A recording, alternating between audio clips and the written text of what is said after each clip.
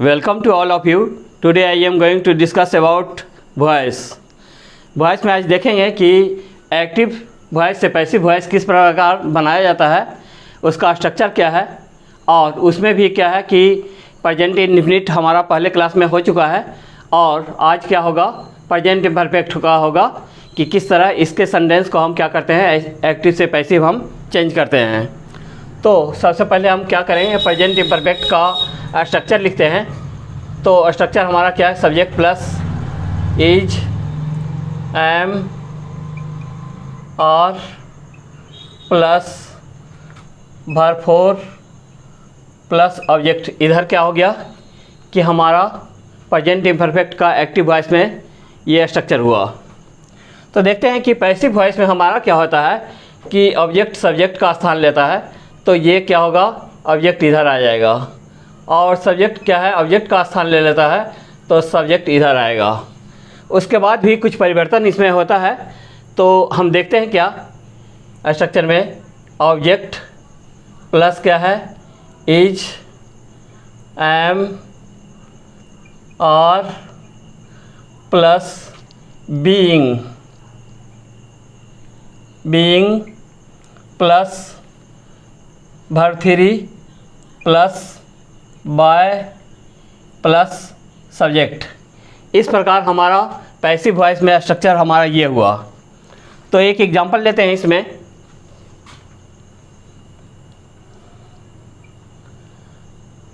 Rita is writing a letter.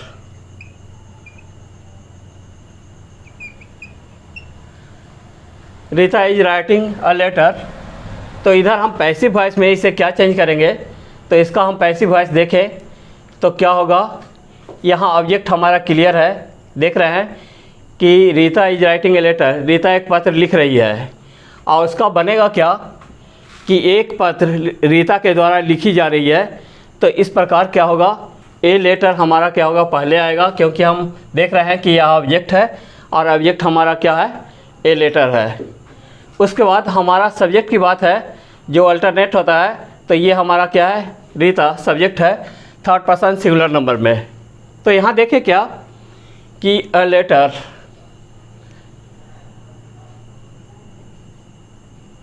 A letter.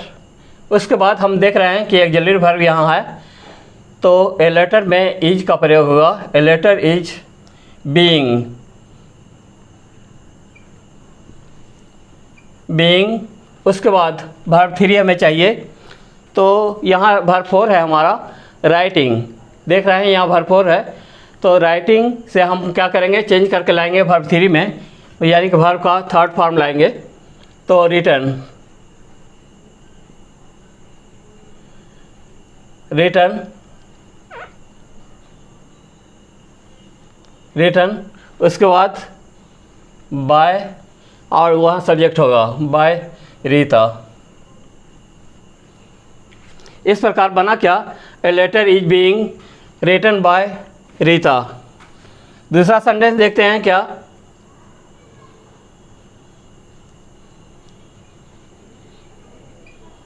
She is eating, eating a bread, she is eating a bread.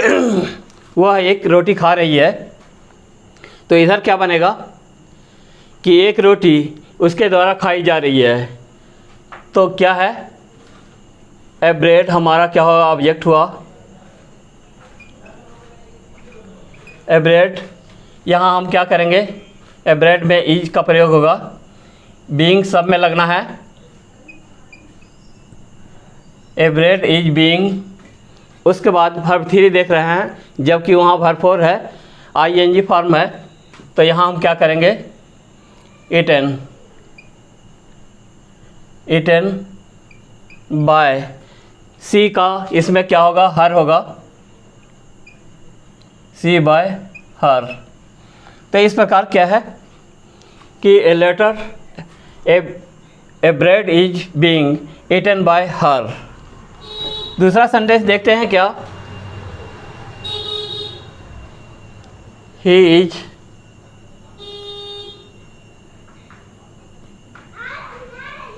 is plucking a flower.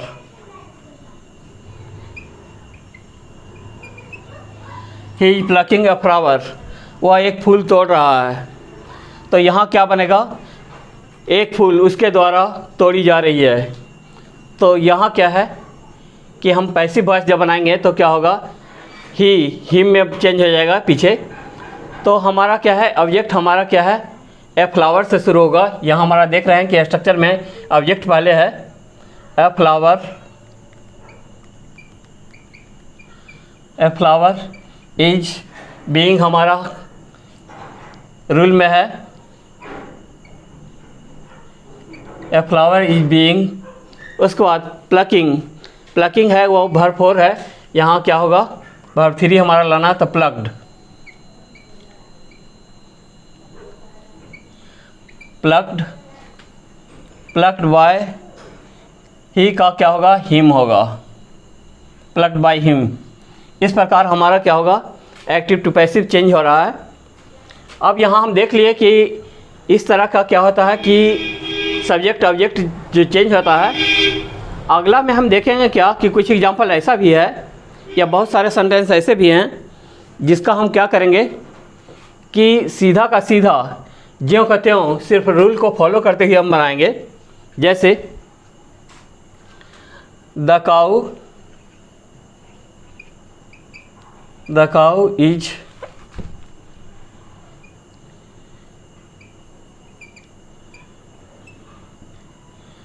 The cow is grazing in the field.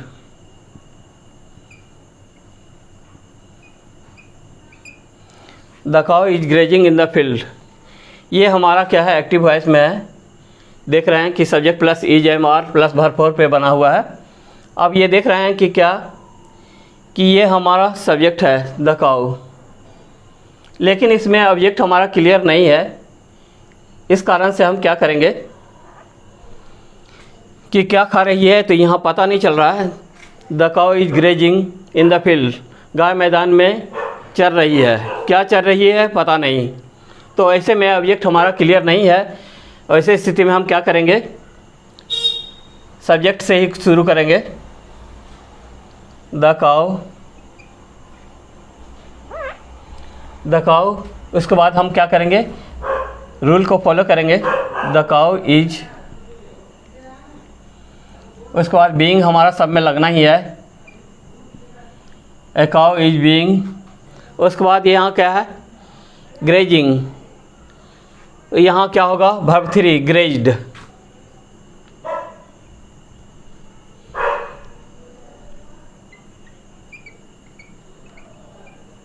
Grazed.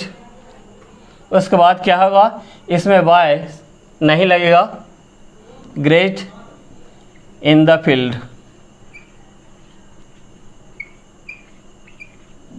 इस प्रकार हाँ, बहुत बच्चे ऐसा समझ पाते हैं कि सारा जो सेंटेंस है वो किसी भी सेंटेंस हो, एक्टिव ये प्रेजेंट इंडेफिनिट का हो, प्रेजेंट इम्परफेक्ट का हो या प्रेजेंट परफेक्ट का हो, सभी जानते हैं क्या कि सब्जेक्ट ऑब्जेक्ट होता ही है।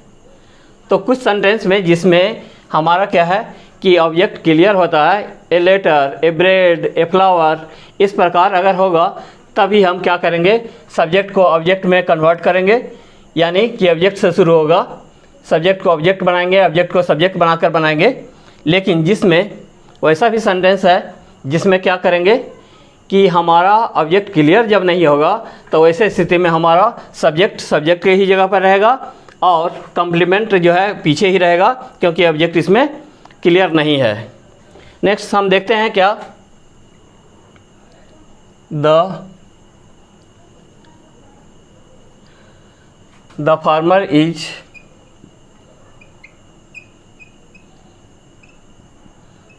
Is working in the field.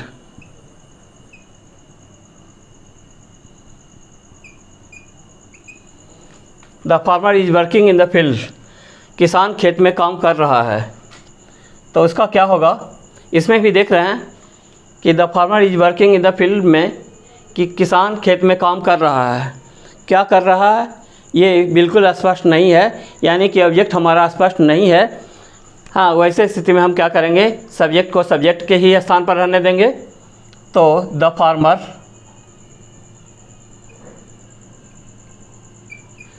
Farmer is being सब में लगना है।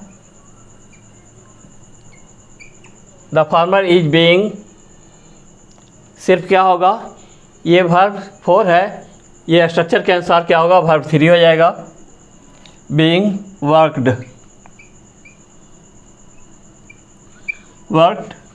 और इसमें क्या होगा, ऑब्जेक्ट क्लियर नहीं है जहाँ, वहाँ बाय का यूज नहीं होगा। तो worked in the field.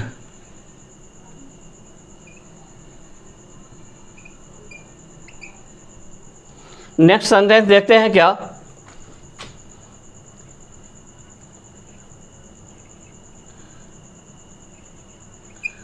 The bird is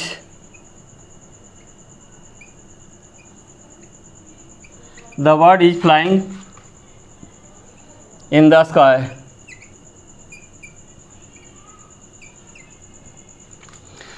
the bird is flying in the sky, इसमें भी क्या है कि चिड़िया आकाश में उड़ रही है।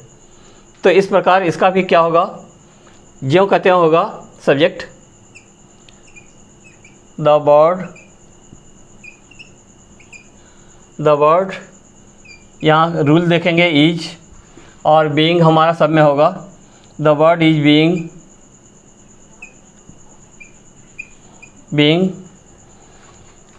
फ्लाई का फ्लून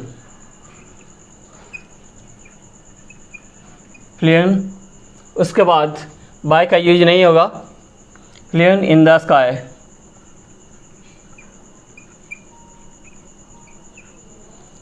इन द स्काई इस प्रकार हमारा देख रहे हैं कि इसमें यहाँ से देख रहे हैं कि 3 सेंटेंस ऐसा दिए जिसमें क्या है कि ऑब्जेक्ट हमारा क्लियर नहीं था, तो उसका सब्जेक्ट के ही स्थान पर रहा। और अगला देखते हैं क्या,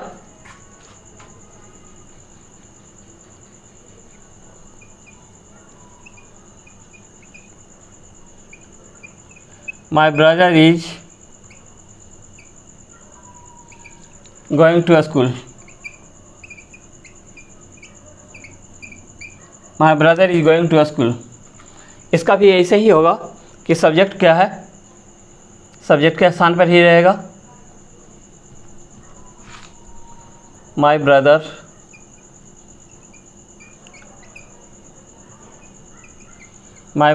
इज बीइंग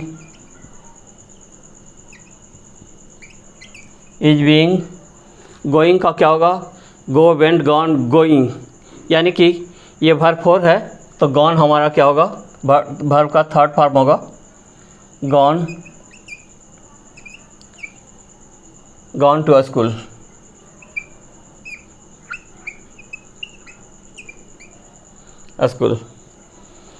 एक और देखें,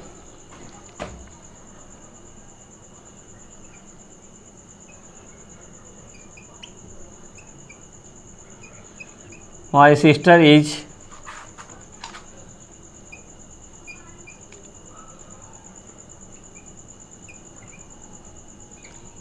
playing in the garden.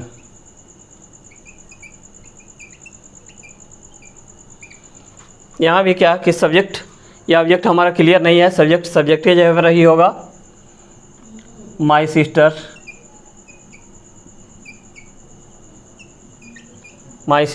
Is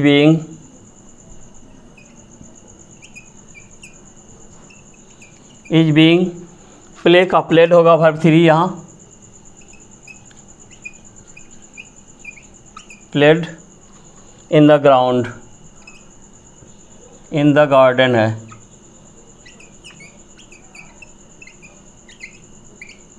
इस प्रकार हम देखें क्या कि बहुत सारा सेंटेंस इस प्रकार हुआ कि जिसका ऑब्जेक्ट हमारा क्लियर था, तो उसका क्या होगा, सब्जेक्ट ऑब्जेक्ट के स्थान पर आता था और ऑब्जेक्ट सब्जेक्ट के स्थान पर।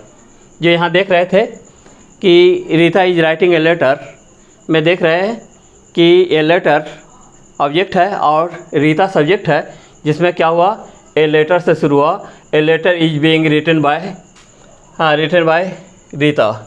इस प्रकार क्या है कि बहुत सारा सेंटेंस ऐसा भी है जिसमें क्या है ऑब्जेक्ट जब क्लियर नहीं होगा वैसे स्थिति में हमारा क्या होगा, ज्यों कहते हैं यानी कि सब्जेक्ट से ही शुरू हो जाएगा और बाकी जो है रूल को हमारा यानी कि पैसिव वॉइस का जो रूल होगा, जो स्ट्रक्चर होगा, उसी के अनुसार हमारा क्या होगा सेंटेंस बनेगा और बाय का यूज यहाँ नहीं होगा ऐसे सेंटेंस में जहाँ ऑब्जेक्ट हमारा क्लियर नहीं है। जिसमें ऑब्जेक्ट हमारा क्लियर है उसमें हम क्या करेंगे, बाय का प्रयोग करेंगे। देख रहे हैं यहाँ a letter is being written by Rita, a letter, a bread is being eaten by her, a flower is being plucked by him. इस प्रकार यहाँ क्या है कि ऑब्जेक्ट हमारा क्लियर था, लेकिन इधर देख रहे हैं कि बहुत सारा सेंटेंस लिया गया जिसमें क्या है ऑब्जेक्ट क्लियर नहीं है। इस आधार पे हम क्या करेंगे, सब्जेक्ट से ही शुरू करेंगे और हमारा सीधा सेंटेंस बनेगा। तो वॉइस बनाते समय एक्टिव वॉइस से पैसिव वॉइस बनाने में 2-3 बातें ध्यान में रखना जरूरी है। एक तो क्या है कि सब्जेक्ट ऑब्जेक्ट में बदल जाता है, पहला बात। दूसरा क्या है कि इधर हमारा एक्टिव वॉइस में हमारा क्या है कि टेंस के अनुसार हमारा क्या है वर्ब का first form, second form, third form, इस प्रकार हमारा लग सकता है कहीं present indefinite, present imperfect, present perfect, present perfect continuous में, यानी कि टेंस के अनुसार इधर होगा जो हमारा क्या होगा वर्ब का फॉर्म चेंज होता रहेगा। लेकिन इधर हमारा क्या होगा वर्ब थ्री हमारा स्ट्रक्चर क्या होगा सभी में। कहने का मतलब है कि कोई भी सेंटेंस होगा यानी कि एक्टिव वॉइस से पैसिव वॉइस जब बनाएंगे तो वर्ब का दूसरा कोई फॉर्म नहीं यूज होगा, सिर्फ और सिर्फ क्या होगा वर्ब का थर्ड फॉर्म यूज होगा। और एक बात ये और याद रखना है इसमें कि इसमें क्या है कि स्ट्रक्चर हमेशा ऑक्सिलरी वर्ब बदलता रहेगा और यहाँ भी क्या है कि हमारा वर्ब थ्री कांस्टेंट होगा यानी कि वर्ब थ्री सब में यूज होगा।